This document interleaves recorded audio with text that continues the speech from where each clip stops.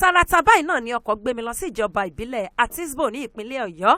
Ọkọ̀ ó wá gbé mi rìnrìn àjò lọ sí ilẹ̀ Ofiki lọ́dọ̀ bá mi orí adé. Bàbá mi àtàtà Alawoekun ti ilẹ̀ Ofiki, ọba Olúwagbémiga Adeoye Adigun Oyinlola kejì JP.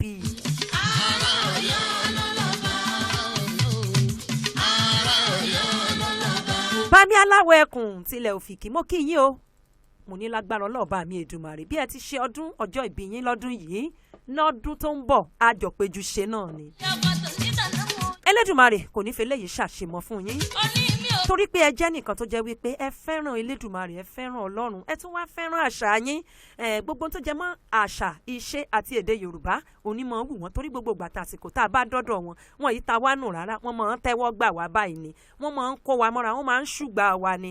Bẹ́ẹ̀ tí wá nífẹ̀ẹ́ wa bẹ́ẹ̀ gẹ́lẹ́ akúkú mọ̀ pé ẹ nífẹ̀ẹ́ bí yín náà ẹ̀rí máa jẹ́ mi ìṣó ni torí wípé ọmọ yín kan ọmọbabìnrin àtọmọbakùnrin àwọn náà wọ́n tó bá yín pín nínú ọjọ́ ìbí yín nínú oṣù kejì yìí náà ní nǹkan ayọ̀ náà ni.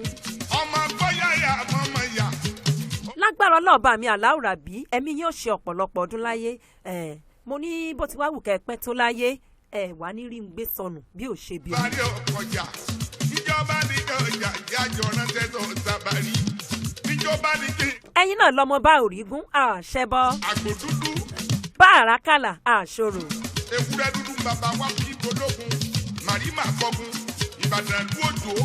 lágbára Ọlọ́ọ̀bá mi Aláwùrábí Ọlọ́run ò ní fi lè ṣàṣemọ fún yín o. adé ò wá pẹ́ lórí bàtà ò pẹ́ lẹ́sẹ̀ irúkẹrẹ tẹ́rìn yóò wá dókinni. níwòye àmọ́dún á tún lè kí yín ẹ̀yin náà ó lè gbọ́ lágbára Ọlọ́ọ̀bá mi Aláwùrábí.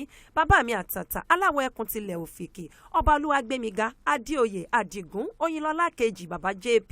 mo ní happy birthday to you gbogbo apáta òun náà la kí yín gbà wá tí a jẹ́ ikọ̀ ẹwà Yorùbá láti EOB Live àṣeyí ṣàmọ́dún. ẹbí òjò tó yá.